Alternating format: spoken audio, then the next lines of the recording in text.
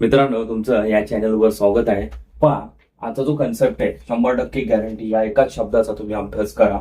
इंग्रजीतच बोलणार. बघा, इंग्रजी बोलण्यासाठी तुम्हाला त्याचे काही कन्सेप्ट हे क्लिअर असणं गरजेचे आहेत. आता इथं मी 2 वाक्यरचना दिलेत. जशी बघा, Rahul is the only boy comes on time. इथं मी लिहिलेलं नाहीये. I want to meet my friend, परत सोडले, वर्क्स इन धिस स्कूल. बघा, तुम्हाला कन्सेप्ट आधी क्लिअर करून देतो.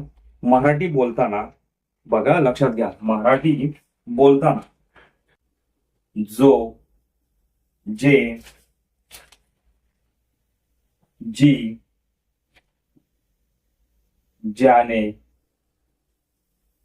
ज्याला, ज्याचा, ज्याचा, हे जे असे आपण शब्द बोलतो मराठीमध्ये, मग त्याला इंग्रजीमध्ये काय वापरणार? बघा, इंग्रजीमध्ये त्याला वापरण्यासाठी तुम्हाला काही शब्द आहेत, ते ह्याच शब्दांसाठी ते वापरले जातात, पण त्यांचा ग्रॅमॅटिकली त्यांचा अर्थ वेगळा होतो आणि असा त्यांचा अर्थ वेगळा होतो. तेच आपल्याला पाहायचंय. बघा, व्याकरणामध्ये त्या शब्दांना काय म्हटलं जातं? बघा, संबंधदर्शक सर्वनामे. काय? संबंधदर्शक सर्वनामे म्हणजेच इंग्लिशमध्ये रिलेटिव्ह प्रोनाउन. म्हणजे हे काय करतात? 2 वाक्यांना जोडायचं काम करतात. त्यांना तुम्ही कंजंक्शन पण म्हणू शकता, म्हणजे उभयनवी अव्यय पण म्हणू शकता. त्यांचा वापर बघा आधी कसा आहे की बघा, Rahul is the only boy. जे नाऊन असेल, इथं जे असेल त्याच्या संदर्भातच तुम्हाला ते वापरायचंय. आता इथं काय येईल बघा, लक्षात घ्या. इथं तुम्हाला हू वापरायचंय. आता हूच तुम्ही अर्थ पाहिला आहे काय? कोण. पण इथं अर्थ तो नाही झालेला, इथं अर्थ ह्याच्यापैकी एक झालेला आहे, लक्षात घ्या.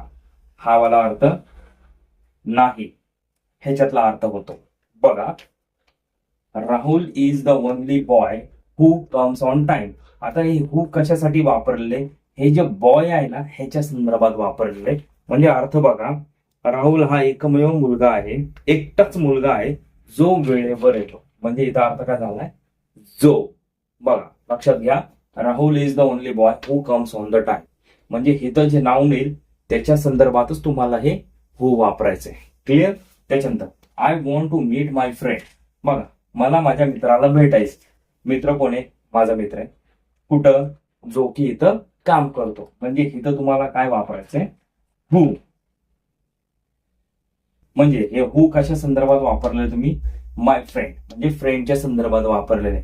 म्हणजे जो की तो ह्या शाळेत काम करतो. तुम्ही ह्याला दुसऱ्या पद्धतीने पण बनवू शकता, पण त्याच्यात तुम्हाला सेपरेट वाक्यरचना बनवाव्या लागतात.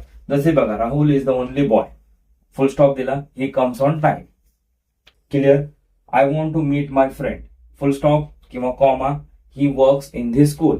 पण तसं बोलण्यापेक्षा हे असं बोललं की तुम्हाला खूप चांगलं वाटेल आणि तुमचं एक इम्प्रेशन पण तयार होऊन जाईल.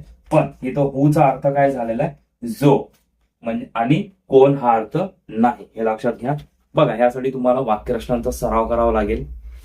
लिहून थोडासा सराव करा. हूचा वापर हा शिका, खूप महत्वाचा आहे बोलण्यासाठी आणि लिहिण्यासाठी. काय डाऊट असेल तर कमेंट बॉक्समध्ये कमेंट करा.